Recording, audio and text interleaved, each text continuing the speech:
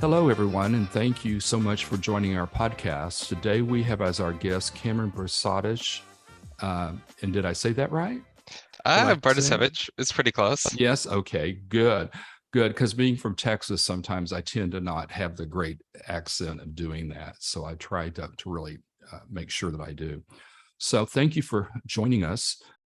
Um, Yeah, thank you for having me. the good thing is that we're going to talk a little bit and I always about some of your achievements, but also your organization, and we'll get into that a little later. But I asked the same guest a couple of questions. One is, what generation are you in? I think I'm considered Generation Z.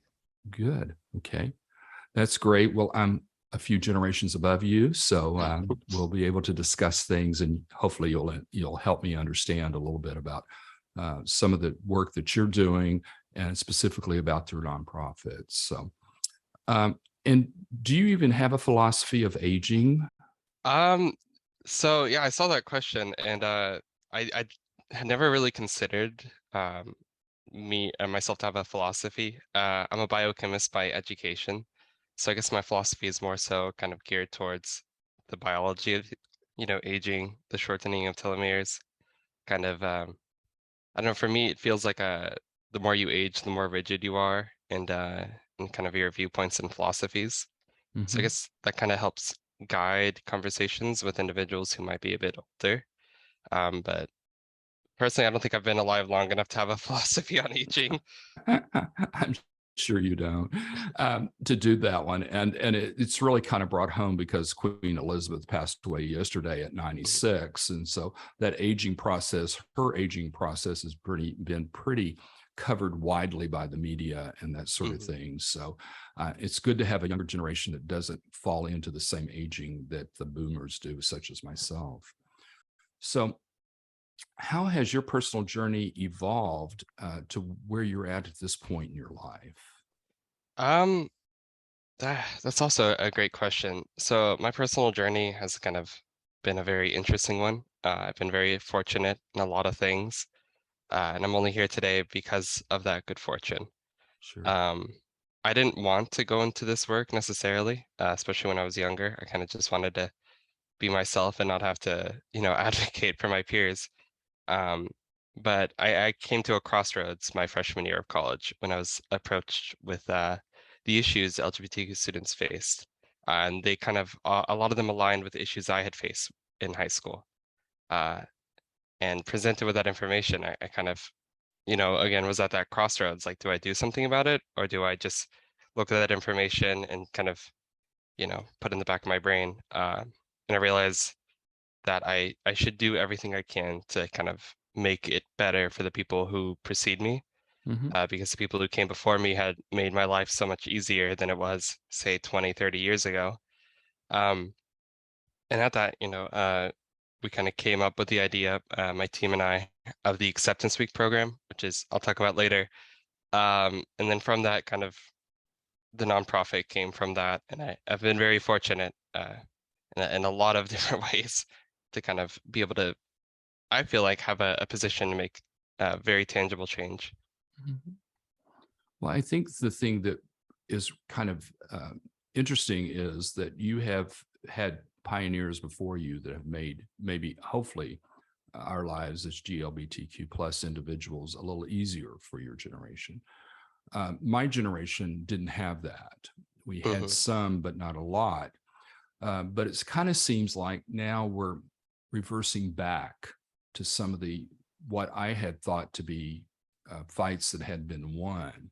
So, how do you view that, especially with some of the recent court rulings on insurance, Roe versus Wade, all of that? So, what's your sense of that type of stepping back?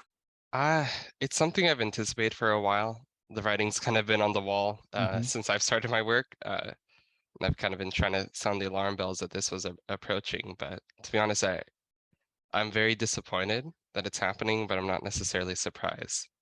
I Okay. feel like my generation kind of has been a bit um, complacent when it Mm-hmm. comes to advocacy work, thinking that the work's been done since we've gotten marriage equality.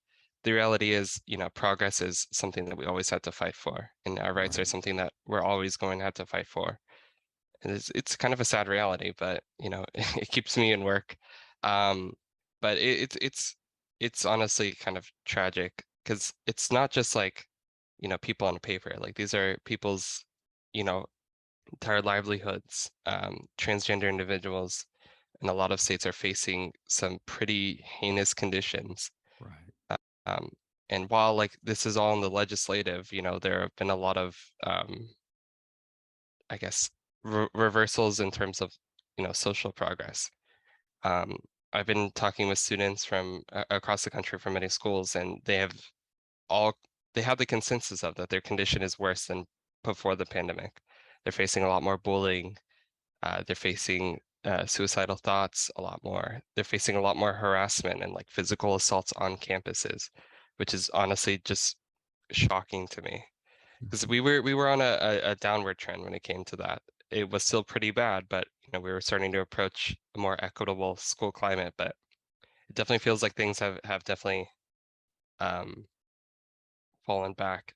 But honestly, that kind of invigorates me a bit more too, because that means uh, I have some use here, and I feel like I Yeah. can uh, at least make some small tangible impact on these students. Might not be able to stop this legislation from coming through, but I'll definitely try.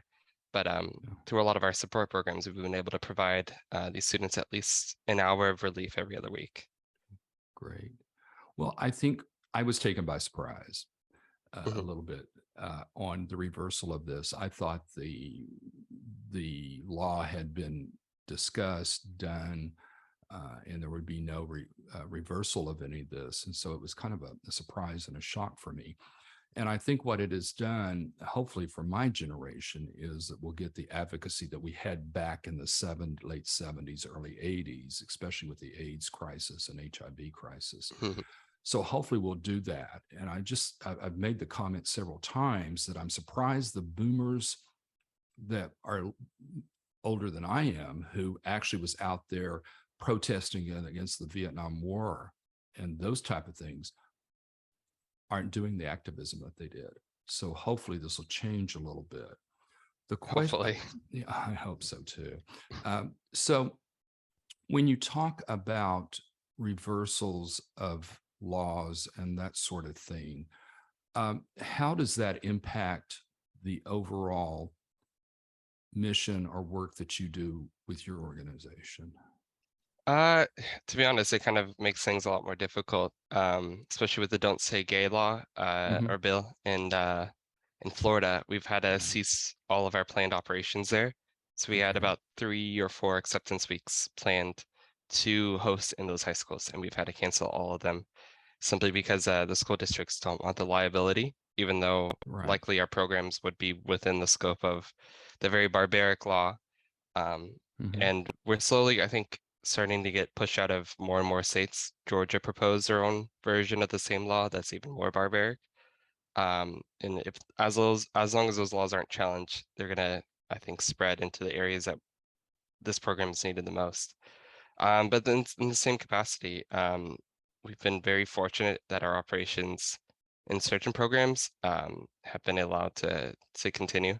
So our virtual support group programs have been permitted to continue in those states simply because, they can't stop us. And a lot of students have found support where it has since been like removed from their school. So Yeah. um, we've seen a lot of upticks in the states, unfortunately, but I'm glad that we can provide the support that they need at that time. I just wish we weren't necessary. Right. So what do you think, is there a catalyst that charged us moving, or catalyst that came about to move us backwards instead of forwards? Uh, yeah, there there definitely was elections. Yes. Uh, there always is a hot button issue for each election, and starting 2020, it became trans rights. Uh, and I feel like as a community, we kind of permitted it to happen because it wasn't affecting us directly.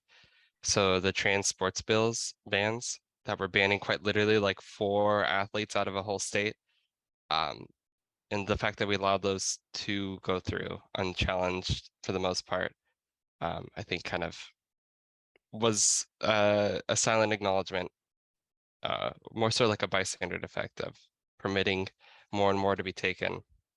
And we have midterms coming up, so that's also another catalyst for this recent go about. It's unfortunately, for one side, a political issue, which I don't think human rights should ever be, but reality is it Right. is. What a great insight to that. It certainly enlightened me, which doesn't take much these days, but it does do that. So, what would you say contributed to you the most, um, that brought yourself to today in your work? Um, that's a great question. There's been a lot that's gotten me here. I kind of touched on it a bit. I've definitely been very lucky and very fortunate to be where I am today. It's been a lot of very random events that have provided me a lot of opportunities to expand our services, to be able to even set up the nonprofit. Um, and I think my experiences in high school were not the best. And while at the time that was a very negative thing, they've definitely given me a lot of drive and motivation to make that Sure. change, uh, which has inadvertently become a positive thing. Um, but I'd say I've most of it's just been I've been very lucky. Great. And one of the things that I was totally blown away was at how you've been able to accomplish so much just in a short period of time in your life. So you should be very proud of yourself for doing that, Thank you. able to accomplish that. So let's talk a little bit about YPA, which is your nonprofit, and what does YPA stand for? Yeah, YPA stands for the Youth Pride Association. So we're a 501c3 nonprofit organization working to promote and foster the acceptance of LGBTQ people Hmm. in education institutions. And we kind of do that through our three mission pillars. So education, educate, support, advocate. If you want, I can talk about the programs a little bit. Absolutely. Yeah, so we have from those mission pillars, we kind of build our programming. So our first one was our Acceptance Week program. So we go into high schools for about 1 week, and we kind of what I do call a takeover. So we we model what an accepting environment would look like, and we go all out. So we give teachers pride flags if they want to hang in their classrooms. We put up posters, banners. We help students lead their own activities throughout the week, and we bring in an educational speaker at the end to kind of talk about the week, talk about uh, their impacts on acceptance and how they can better support their LGBTQ peers. And we kind of talk about LGBT issues at the same time. And that's shown a very, very significant positive impact on the students there, more Sure. so than I would have even imagined myself. Um, and then from that, we kind of thought, what more could we do? So we then created the peer support program. So we match individuals from across the country with trained, we call them a peer advocate, and they meet bi-weekly virtually for about an hour and kind of talk about the issues that they're facing. They receive education, support, and that advocacy, and we kind of help them self-advocate for themselves. So if they're like running the issues with bullying, we kind of help them both cope with what's going on and try to improve the situation. So like reaching out to their administrators and kind of doing our best to provide that support. And then from that, we ran into capacity issues. So then we started the virtual support group program, and that works in about 30 states, where individuals, LGBTQ students, meet biweekly again for an hour with a trained mental health counselor. Uh, and they meet for about a week and just kind of talk about the issues they're facing and kind of build that community. Um, And then from that, also got the opportunity to provide some advisement to a lot of education institutions on how they can improve inclusive excellence. And that kind of birthed the Model School Policy Initiative. So we generate model policies for schools to kind of help them affirm the rights of LGBTQ students and kind of improve their policies and procedures.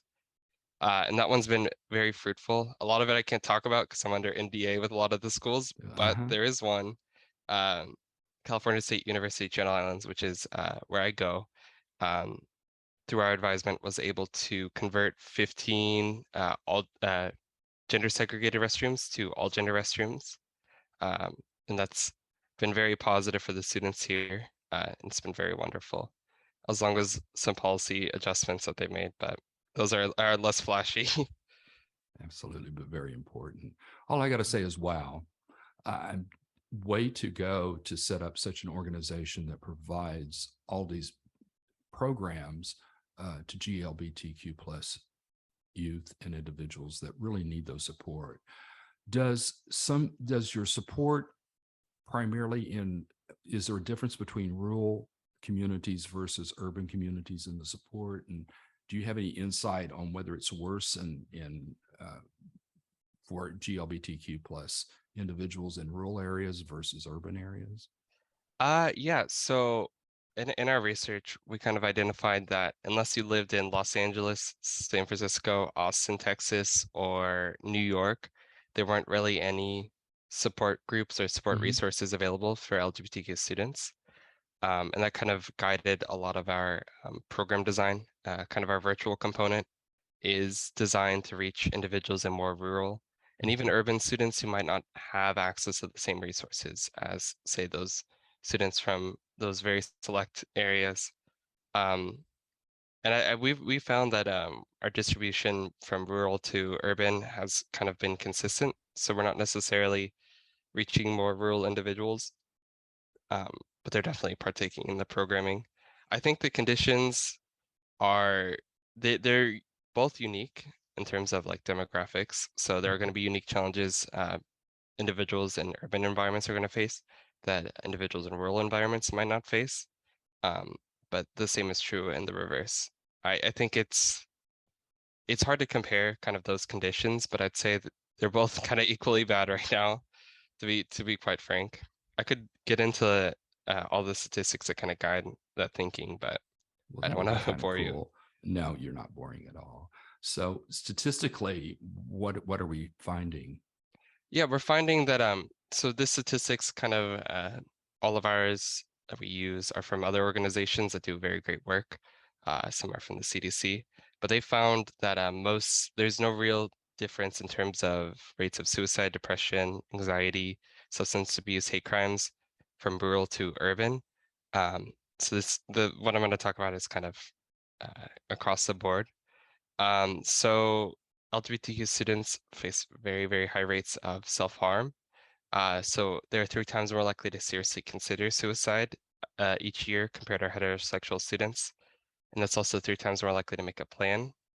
And that they're also 5 times more likely to have attempted suicide in the past year, and 5 times more likely to require medical treatment from a suicide attempt compared to Wow. heterosexual students. And that's from the Center for Disease Control. Mhm. Um, so not only are LGBTQ students seriously considering suicide more, they're a lot more lethal in their attempts, and they attempt at a lot higher rate. I don't think that's an isolated thing. I think it's indicative of kind of the conditions. So those higher rates of depression, so it's 2.3 times more Mhm. likely to exhibit symptoms of depression. It's also that violence and bullying. So LGBTQ students are 170% more likely to skip at least one day a month because of those safety concerns. And they're 2 times more likely to be threatened or injured with a weapon on school property, Wow. which is honestly concerning. Absolutely. And then given that, sorry, stop me if I bore you with these No, statistics, but that's how no, my no, mind no. works.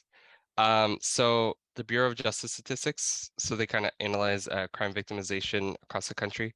They found last year there were over 64,250 LGBTQ individuals who were victims of hate crimes, and that's yearly, with over 10% occurring on school grounds. And do you want to know how many were reported to the FBI? About 1,000. So Really. there's very stark differences there. And kind of hate crimes not only like impact just the individual, they kind of Hmm. impact the entire community, as I'm sure you know. Right. But I don't It know gets whether you're worse. aware or not, but September is National Suicide Awareness Month. Mhm. And National Association on Mental Illness, which is NAMI, that I support, uh, very support because of their activism on mental health issues, but suicide as well. Do if I was a parent and I had a GLBTQ plus um, individual in my family, how is there any sense of what we can do to alleviate the suicide, or how we is there any pointers that maybe they're thinking about this that we would want to consider? Yeah, so in our philosophy, we kind of consider suicide more indicative of a deeper issue Hmm. that we try to tackle Sure. ourselves. So those are the high rates of depression, anxiety, those bullying, harassment. Um, and the solution to it is shockingly simple. So let me find it. So the APA kind of emphasizes that a safe and supportive environment will decrease almost all the disparities that we can list in Hmm. terms of physical, mental health, and substance abuse, Right. between LGBTQ and their heterosexual peer to all but non-existent. There's actually a study that we kind of base our entire thinking off of. Let me find it really quick. But essentially, it found that a safe and supportive environment that was understanding the nature of sexual orientation and gender identity at school Hmm. reduced all risk factors to all but non-existent. So that's a decrease in depression, suicidal feelings, substance abuse, even Wow. unexcused like school absences. So that's honestly like shocking to me, like how simple that solution is. So if we Right. simply just accept the individuals for who they are and we don't bully and harass them, then it becomes like all but non-existent, becomes a non-issue. But so many students they face a very toxic environment at their schools. Sure. So did you come from an urban environment or a rural environment? So I'm a military family, so I grew up Okay. as dependent in the Marine Corps. Okay. So I've kind of been urban, rural, I've been everywhere. So that helps bring together different perspectives. I was in a rural area, and it was difficult in high school and things, just because of the factors that we talked about. So you ended up masking a lot of things, just in order to survive. So I think that's a unique perspective on the rural versus urban aspect on that. Mhm. So uh, help me a little bit about what the mission of Youth Pride Association is, and how is your mission being realized today? Yeah, so that mission is kind of creating a safe and supportive environment for Hmm. LGBTQ students through those three mission pillars. So educate, support, and advocate. And I think it's being realized through our programming. I think our programming works very well to kind of tackle a lot of the issues LGBTQ students face before it gets to the point where they're Hmm. considering suicide. Because I think there's a lot of great organizations that treat the symptom and not necessarily the issue. Right. So our mission is kind of to address that root cause and create those environments that are supportive for all individuals. So I think a lot of individuals kind of view our programming as only for LGBTQ students. But the reality is a safe and supportive environment for LGBTQ students is safe and supportive for everyone, you know? Right. And so, what are the programs that you mentioned? The three pillars, I understand that one. So, what could you explain a little bit about those programs and what they are, and help enlighten me on that Yeah. portion? So I guess I'll align them to the mission pillars because I kind of talked about them a bit. So our virtual support group and our virtual peer support program, uh, it's kind of in the title. They work to support LGBTQ students and provide those one-on-one and community interactions that they Hmm. might be lacking in their school and in those positive interactions. But they also kind of work to educate those individuals on what it means to be LGBTQ and kind of provide them a baseline of knowledge. But it also works to help them advocate for themselves. So it kind of blends there. Hmm. Um, our acceptance week works to educate and advocate. So educate on what it means to be LGBTQ, because that's often missing in schools, and kind of educating on a lot of the misconceptions individuals might have, while also advocating to their peers on why they should create a safe environment, which then inadvertently works to support those students into the going months. And then our model school policy initiative works purely to advocate, often to decision makers on these campuses, to make a more positive environment. But then inadvertently, it also works to support them and then works to educate them. So the Right. mission pillars kind of all blend together. I find them Right. work very well together. Great. So if you have to refer somebody out for like therapy or something like that, is that a program or something that you do? Currently, we do not. We have Okay. not run into incidentally an issue Mhm. where an individual has been in need of what we call crisis intervention. Mhm. But all of our individuals are certified in crisis intervention. So we do QPR certifications for all our volunteers. So it's question, persuade, and refer. And that's often to emergency services. And then we also have suicide assessment and intervention certifications for all of our supervisors. Oh, cool. Um, but we have not had to use it incidentally. A lot of the students who kind of approach us are maybe kind of approaching a point where they might be having some ideation. Um, but I think our programming works really well to provide them those coping mechanisms to kind of um, better work through those feelings without it becoming um, uh, a full-on attempt. Because there's a big difference between having kind of suicidal thoughts, which is incidentally very normal, Mhm. to having that plan to making action on that plan. And we kind of work to make sure they have those tools so that once they start moving towards that planning, that they're able to kind of work. And a lot of the individuals who do grow into our programming also are in therapy, incidentally. Oh, Um, okay. so this isn't necessarily meant to be mental health kind of counseling, Sure. but it definitely works very well with professional mental health counseling.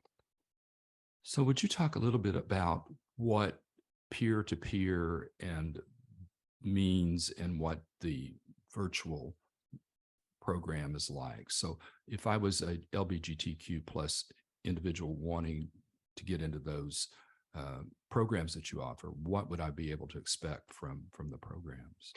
Yeah, so kind of you would go to our website, you'd sign up, and then within about a week, we would contact you, kind of getting your availability, and then we'd pair you with our peer advocate. And then from there, we meet with you and your peer advocate once, do kind of onboarding. So we kind of go through a couple worksheets that we have, a safety plan Hmm. to kind of help that individual. And then we get that initial conversation going. So kind of like talking about what they're experiencing in school, kind of assisting them and their peer advocate to kind of building that bond. And then from there, the participant kind of guides what they want from the program. So we've Sure. have had individuals who only contact their peer advocate in times of crisis when they really kind of just need someone to talk to. And we train them to be able to work in those instances. We've had individuals who only really want like a 5-minute phone call once a month, just to kind of, you know, make sure that Mhm. they're not forgotten about. Um, which has been very, very positive too, incidentally, like those short interactions and then some individuals prefer bi-weekly or weekly kind of sessions. So they sit down for an hour and they just chat about what's going on in their school.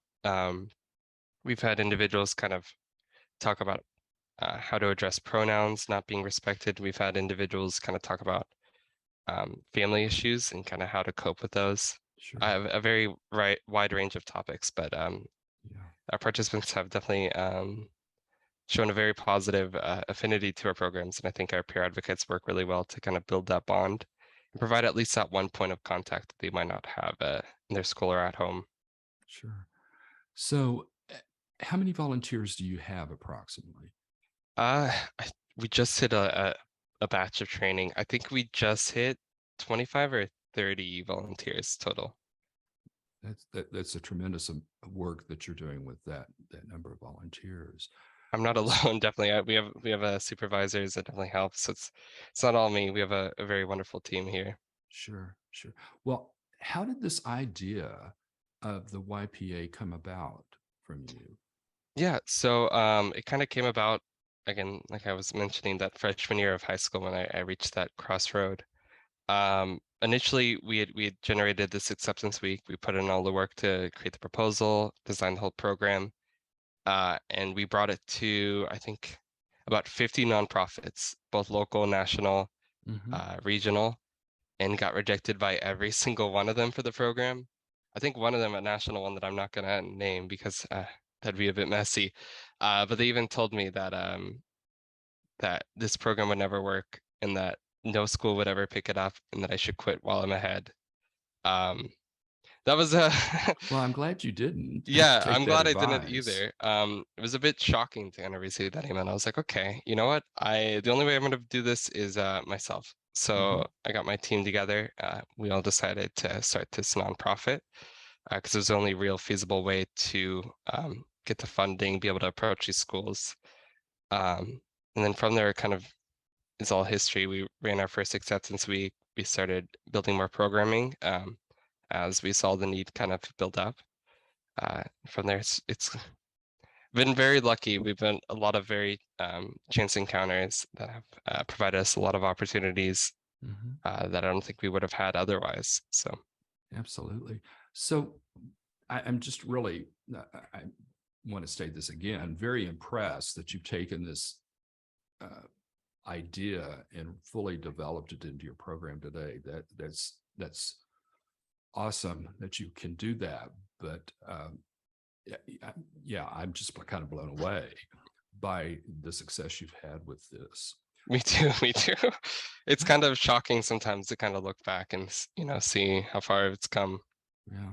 And when did you start YPA? What year did that occur? So it was we started the work February 2020, um, not knowing what would happen that Sure. March. And then I think we got the incorporation paperwork finally complete for the actual organization November of 2020. Hmm. And then we got our designation um, effective that November 4th date, I think in January of 2021. So this has been a fairly short process to to be this successful. So very focused, obviously, but what a great testament to you and the team that you have there to be able to do this in such a short time with all the challenges that you had, such as people saying it's not worth it, Mhm. stop and doing that. How can you're a 501c3, and so how is your funding done? Out of donations or grants or Yeah, so we are, I think, 95% funded from small donations. So we're very crowd funded. I think our Mhm. average donation is about $20. Mhm. Um, we don't receive any money from any corporations or any government. We do receive some in-kind stuff, but I don't consider that as part of our revenue. But we're pretty much solely funded by our donors. So we're very fortunate to have such a loyal and very generous donor base. Great. And so I looked at your website. I can actually go in and donate to your website, which I will do after speaking Appreciate with it. you because of the work you're doing is so important for our community. Um, where do you see your vision going for this organization? Yeah, so we kind of work in kind of a year's time. That's kind of been how we've been approaching a lot of our things. So I Hmm. think in this year, our main focus is capacity building. So we want to reach a lot more people than we currently do. We want to expand our virtual support group to reach those 45 states. That's kind of our goal.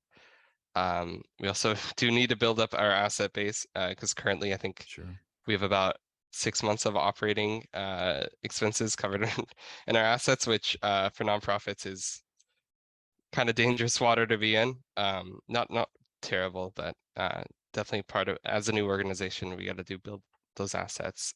Sure. And That's incidentally, probably we're gonna add one more program, knowing me, 'cause usually when it hits November, I start brainstorming and we start building another program for the next year. So well, great.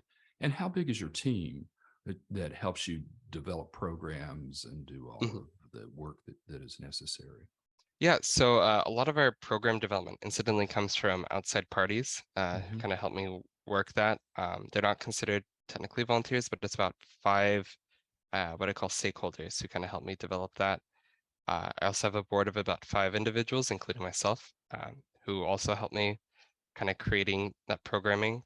And then our volunteers, incidentally, are very helpful in kind of providing suggestions, kind of where they see it to adjusting our current proposals to improving our programming.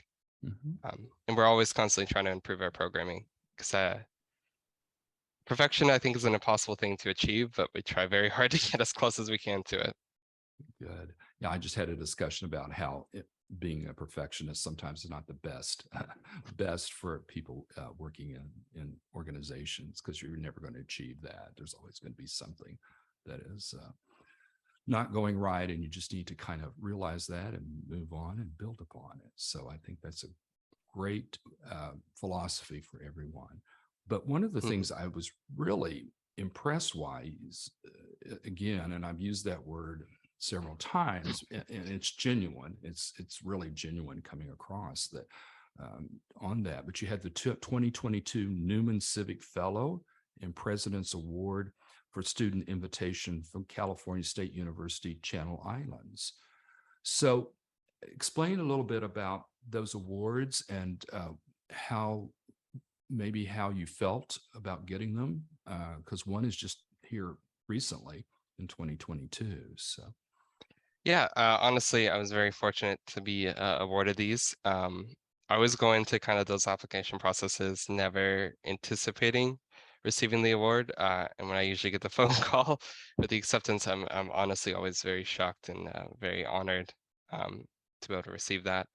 Um, I think the President's Award for Student Innovation, so kind of how that approaches is my university every year, I think for the past 2 years, picks a student who they think demonstrates innovation in terms of programming, either reaching the university or reaching communities, our extended communities. mhm. And I won that for the Acceptance Week program, which is incidentally how we were able to start the peer support program, and then they gave me a lot of Sure. opportunities there. And then the Newman Civic Fellowship, that one is honestly, I'm still shocked I got it. So essentially how that works is the Campus Compact, which is Hmm. about 1,000 universities across the world. Um, I think I say world, I think it's about 3 or 4 countries, but kind of mostly across the country. They nominate one individual they think exemplifies service learning in providing community engagement uh, in terms of a regional, state, and national level. And then they nominate them to the Campus Compact. The Hmm. Campus Compact picks about 100, 150 individuals from that pool that they think kind of demonstrate a lot of promise in terms of reaching national civic engagement. And I got selected for that, and I'm very shocked and honored to do that. So I get to network with all those other Newman Civic Fellows. I get the opportunity to um, do a lot of workshops to kind of build up a Sure. lot of those skills. I'm very, very honored to have received both of those awards. They've definitely provided me a lot of opportunities I don't think I would have had otherwise. Absolutely. You're a biochemist, is that correct? Yes, Okay. What a yin and yang is the word I will use. yeah, they're Biochemistry over here, and I would say this is more, I'll call person centered or social civic aspect over here. So, how did you bridge from biochemistry to this nonprofit and doing the programs that you do? yeah. So they are very unrelated. I will give you that. They're both things I'm very passionate about, and they Hmm. incidentally cross over a lot more than I think they do, or you would think they would do. Like with the monkeypox epidemic, that's kind Hmm. of been kind of in the back of our minds. Um, Incidentally, my biochemist brain has been able to provide a lot of insight that's not necessarily in the space. And I've been interviewed, I think, by USA Today and the Washington Times to kind of provide my input on that, which has been kind of shocking. But also, it's definitely helped when it came to I got to argue with Dr. Phil. The episode's coming out soon. I was in the audience and they were having audience participation, and it was on trans athletes, and they brought on a Harvard doctor who did very bad science. And having my background, I was able to argue a lot of her points, which was very shocking and was not expecting that to come across, but it crosses over a lot more than you would think. Well, way to go. It's just amazing to me that the yin and yang works, and you do so well in both environments to do that one. Mhm. So, as a founder of YPA, what does this movement mean to you and to our community? Yeah, so I think we've definitely benefited a lot from the people who kind of preceded us. Uh, and I'm kind of honored to be able to continue that work. The movement kind of means to me is it's basic human rights that I don't think were provided Hmm. as much as we should be. Um, it's a very, very human story that I get to hear a lot. But I guess to me, it's kind of give being able to have the opportunity to kind of improve the condition to help the individuals who come after me, Hmm. and to kind of make sure that my experiences in high school no longer are the commonplace, and that no one else kind of has to go through the stuff that I went through. Sure. Granted, people have definitely gone through worse in high school, and have a lot of sympathy there. I definitely want to make sure that that also doesn't happen. Right.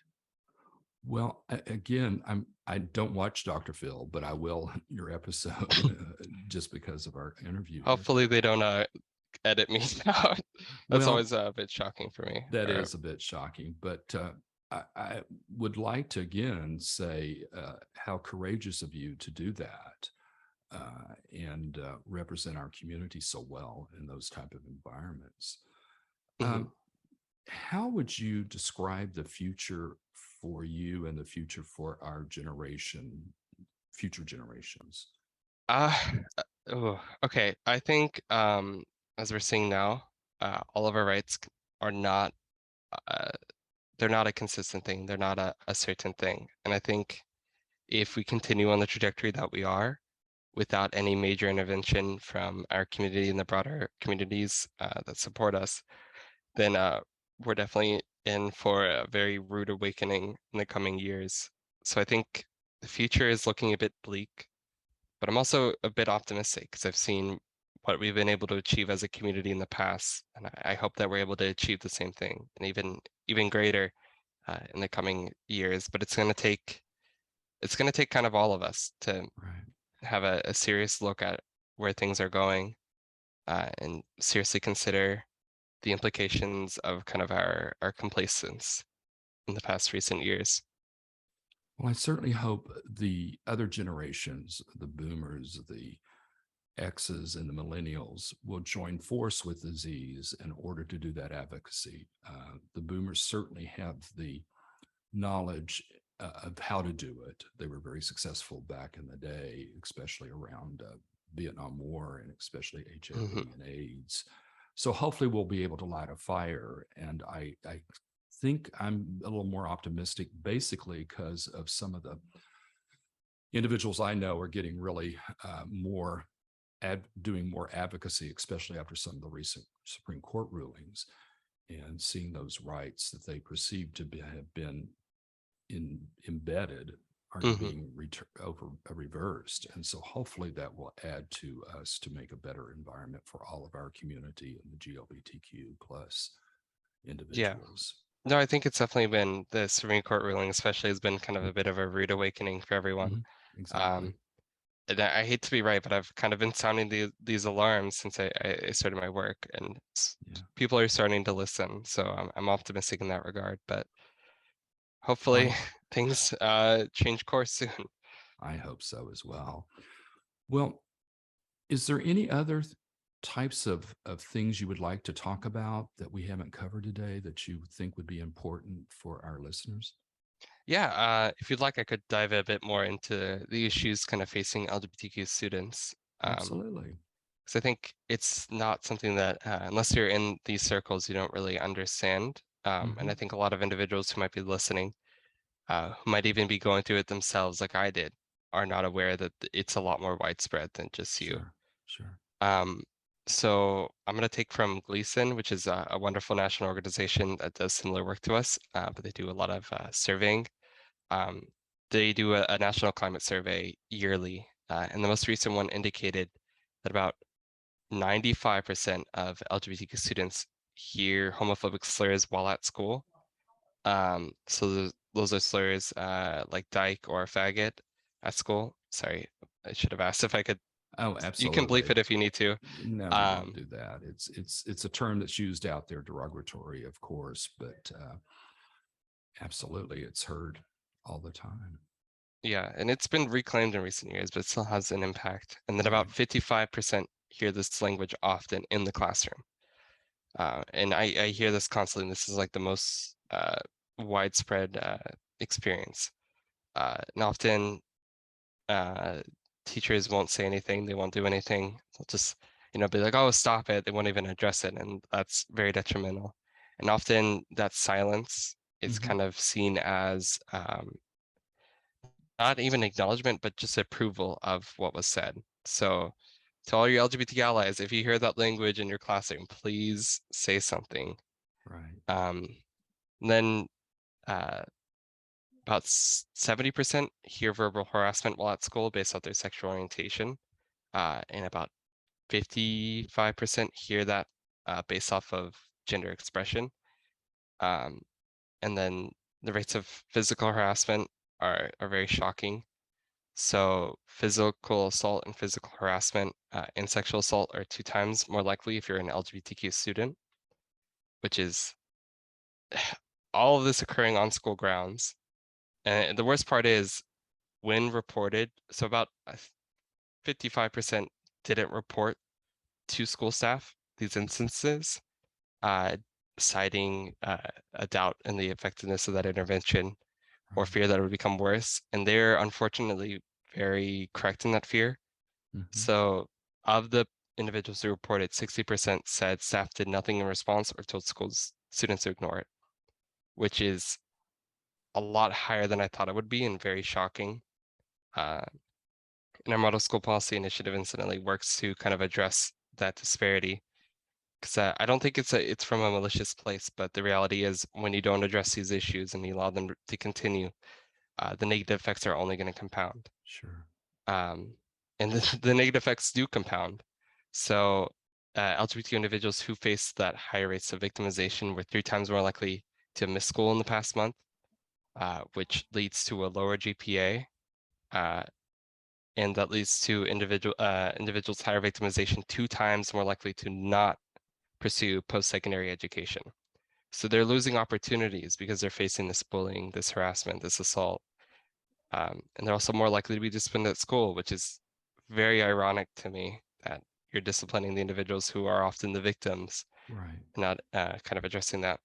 And then the obvious ones. So they had lower self-esteem, lower school belonging, and higher rates of depression.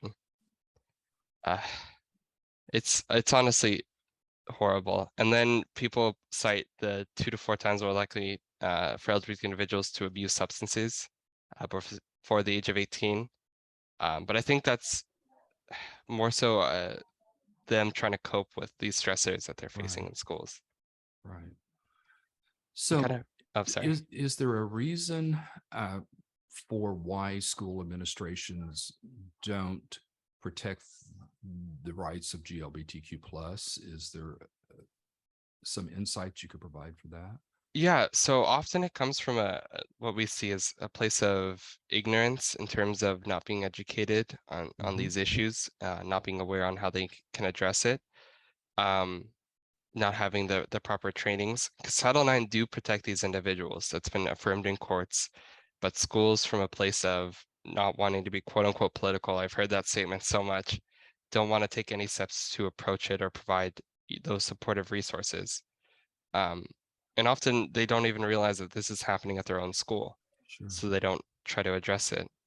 Sure. It's been very shocking because we do study surveys for these administrators on the conditions of their students, and the results are always shocking every time we bring them to these administrators, and they never realize that the issue is so pertinent in their school. Yeah. Yeah. One of the things I think that growing up in a rural community with that one has to be the religious influence Oh yeah, definitely. brought about on some of the biases or prejudices that I've seen in my lifetime and still see today. Um, and it's just kind of interesting to me that that aspect would override an individual's worth and dignity at school, but also how ingrained it is in some of these school districts and administrations. And often, I don't want to consider it a malicious thing, but sometimes it's an unintentionally malicious. So a Right. lot of these individuals and administrators have an implicit bias I notice, Mm-hmm. where they consider your gender identity or your sexual orientation as something that you can choose to be, Mm-hmm. as opposed to race, which is something you obviously, can't Right. choose.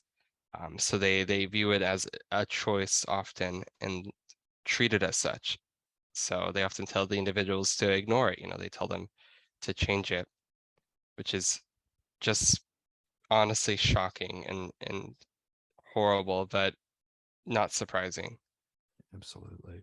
I just saw a clip yesterday, way before your time. It's called West Wing with Martin Sheen, played the president, and he was doing an interview with a reporter who uh, was against homosexuality. And so he started quoting these quotes from the Bible that said, should we stone this person? Should I sell my daughter to be a slave and doing that one?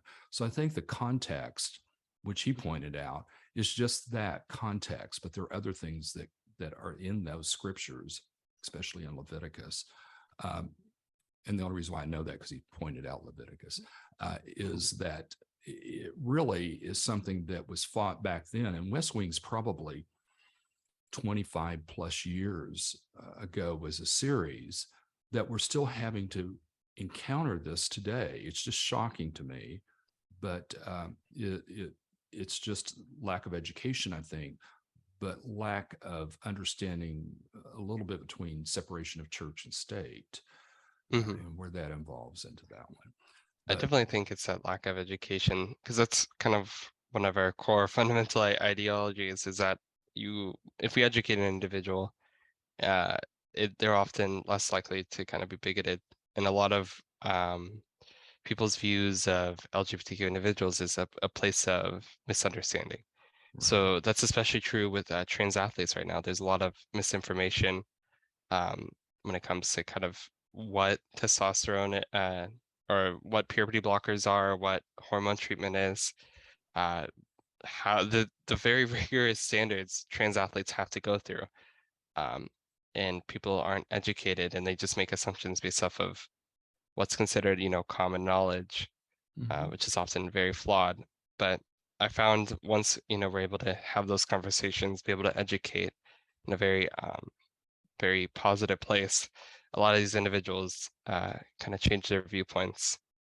And I've seen a lot of people who I would think, oh, they're never going to, change their viewpoint. They're going to be very rigid in this. I've been very shocked sometimes, and kind of seeing those transformations. It's been a bit inspiring to be quite frank. Well, again, I think that speaks to your ability to communicate uh, through all the programs you do, but especially to communicate to those probably older administrators, older school board members, and all of that, the need for protection of GLBTQ plus individuals as well. So again, I applaud you and your organization. You guys are doing an amazing job I with appreciate it. that. I just wish we could do more sometimes. Oh, absolutely. Absolutely. But you'll get there. I mean, you've only been in existence 2 years or so. Yeah, I think we're approaching our 2 years soon. Well, you've accomplished so much. And I am a firm believer that you will accomplish even more and be a great uh, Hopefully. advocate and force within our community. Thank you so much for joining me. I appreciate the time. And truly, again, I will say, you should be very proud of yourself and your organization for what you've accomplished. Thank you. Thank you. Thank you for having me. I very much appreciate it.